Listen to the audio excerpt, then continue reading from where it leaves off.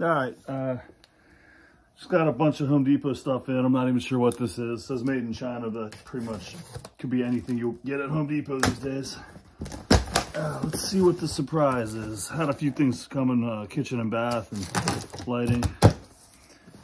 This would be, let's take a look. Oh, a nice big light. Ah, it's a cool one.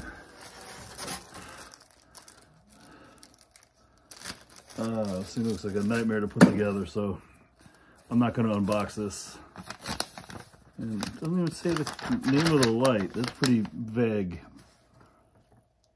Attach the chain, attach the shade. Maybe it just unfolds, but it showed up well packaged.